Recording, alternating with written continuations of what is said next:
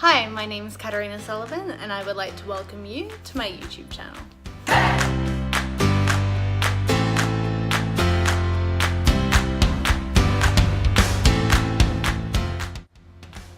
Today we're covering how to fill out the lower house ballot paper on election day.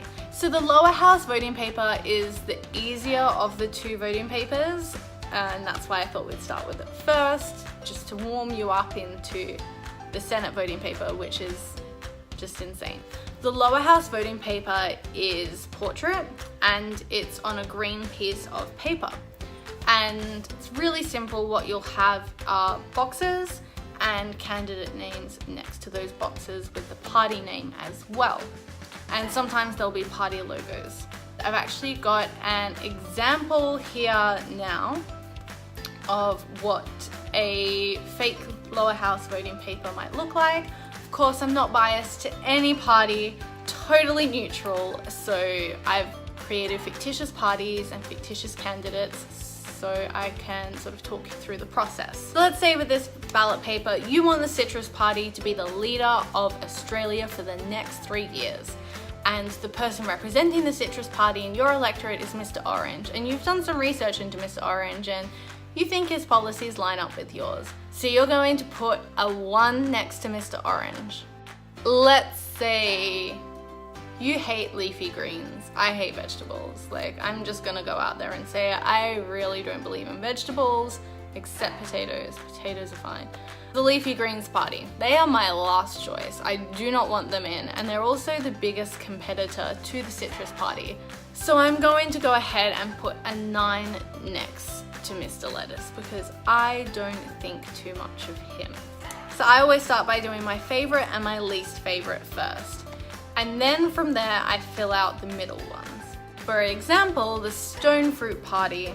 Mrs. Nectarine has some really good policies. Even though she's not my favorite candidate, I'm gonna go ahead and put a 2 next to her. And that also means I know if Mr. Orange doesn't get in, that my votes will go to Mrs. Nectarine next. And I think she's pretty capable of doing a good job for my electorate. From there, I see the Melons Party, and I actually think they're a really good party as well. Not all of my ideologies line up with them, but Ms. Watermelon's got some good ideas, so I'm gonna go ahead and put a 3 next to her. So far I've got Mr. Orange is 1, Mrs. Nectarine is 2, Ms. Watermelon is 3, and Mr. Lettuce as number 9. Now, when it comes to vegetables, I've already said that I think potatoes are okay. The Roots Party, they're a little bit independent and they don't have a whole lot of chance of getting in to the House of Representatives, but I'd want my next preference to go to potatoes, I think, because they make French fries and I love me some French fries. So I'm gonna go ahead and put a 4 next to Mr. Potato. Then there's an independent candidate who's actually come out in support of a cause that I'm really passionate about, that no other candidates have come out about. In terms of their overall policies, I don't really know if they have a complete structure in terms of being able to cover all aspects of politics, like the economy, society, and the environment, but they have a really strong focus in one of those areas that I'm really passionate about. So I'm gonna go ahead and put a 5 next to Ms. Apple. And then comes the Berry Party. I always find with strawberries, like sometimes you get them and they're really sweet and delicious, and other times you get them and they're a little bit sour, and it's a little bit like Mrs. Strawberry. Some of her ideas I think are really, really good, but she's already proven in the past that she sort of flip-flops between different ideologies. I'm not putting her up there very high, so I'm gonna go ahead and put a 6 next to her. So I'm looking at my ballot paper now and I have 2 options left. I have the independent candidate, Ms. Pear, or I have a representative from the Marrow Party, Mr. Pumpkin. Now, I think pumpkins are actually a dessert and people keep putting them in savory dishes, so I'm gonna go ahead and put an 8 next to Mr. Pumpkin, because next to leafy greens, I think pumpkin is terrible. That makes my number 7 vote go to Ms. Pear.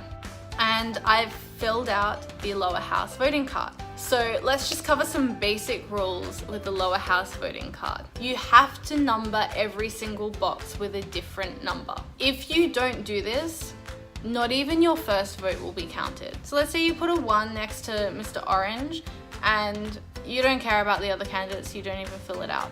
That will make your vote informal and it won't be counted at all. If you put a 1 next to Mr. Orange and you say, you know what, I don't like any of the other candidates, I'm just going to put all 9s next to them, your vote also won't be counted. The only way your vote will be counted is if you number every single box with a different number from 1 to however many candidates there are. So for each electoral division, there will be a different amount of candidates standing.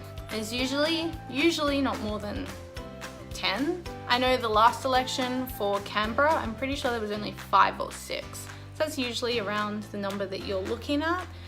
And something really important to note is that only 1 candidate per party will stand for the lower house.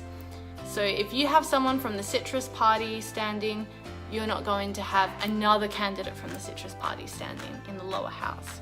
Away from the fruit and vegetable references and into the real world, the only sort of exception to that is with the coalition, because the coalition is a combination of the Liberal Party and the Nationals Party, that for your electorate you can have a Liberals candidate and a Nationals candidate standing because they are a coalition of parties.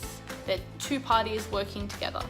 So you will see 2 candidates standing. Sometimes you won't, sometimes you'll only see a Liberal candidate standing, sometimes you'll only see a Nationals candidate standing. That's totally fine as well. So back to some of the rules about filling out the ballot card properly. Try not to write any other stuff on it. I saw things last year with profanities. I did see someone write in a vote for Russell Coight, which made me laugh, but also made me a little sad that people weren't taking their voting responsibility so seriously. But I did laugh because it was good. Russell Coight as Prime Minister, I can see that. Just make sure that you fill out those numbers 1 to however many to make sure all the boxes are filled with no repeating numbers. If you make a mistake, like I said in the last video, totally okay to make mistakes. Just call an official and they'll take the paper from you and give you a new one and you can start again. And as I said in the last video as well, you can fill out a ballot paper, based on a how to vote card. Let's say that Mr. Orange has a volunteer standing outside of the polling place handing out how to vote cards, and he's got down the preferences in the order that I should put them, so the numbers, how I should fill them out in the boxes. So I could take one of those and fill it out based on what Mr. Orange says. I'm realizing now that people might think Mr. Orange is symbolic of Donald Trump. It's not. It's literally, I was just naming fruit. So don't freak out about that. Please know, like, I hate Trump stuff. Please know I hate Republican stuff, because I'm talking about the Australian election and I'm just really craving oranges as I'm filming this right now, I think. Orange is a good fruit. The last thing that I want to cover is a donkey vote. So a donkey vote is when someone just goes down the list from 1 to however many, so in the case that we use 1 to 9, and just puts numbers from 1 to 9 without actually putting preferences where they want to vote. That's what's called a donkey vote. So how people are chosen on the ballot paper is done through a lottery that's conducted by the AEC. Everyone wants the first place because they will get the donkey vote first preference. In order to counteract the whole donkey vote issue that we have, make sure you do your research, even if it's just that you find a candidate you really like and you take their how to vote card and you fill it out your ballot paper exactly as is, just to avoid the whole donkey vote thing, because I think the more informed we are, the better choices we're going to make as a country when it comes to election day. And we can not even talk about donkey votes anymore because they'll be a thing of the past because we'll be such informed, empowered citizens. This is my ideal world I'm talking about right now. And I appreciate you watching these videos because that shows that you're taking the first step into becoming more informed about the election process. So that's kind of it for the lower house. Of course, fold the paper, put it in the ballot, in the seals box, as we spoke about last video. Next video, we're going to talk about how the lower house votes are actually counted, and then the video after that, we'll be talking about how to fill out a Senate ballot paper, which is a nightmare. And we're gonna make it really easy so you won't be having nightmares about 1.6 meter long Senate ballot papers at the 2019 election. You'll be like, Senate ballot papers, I can do those in my sleep. So I look forward to seeing you next video. Please share this video, subscribe to the channel, like the video, find me on social media, follow me, do all those things that I always talk about. And I will see you next time for our 4th video in the series.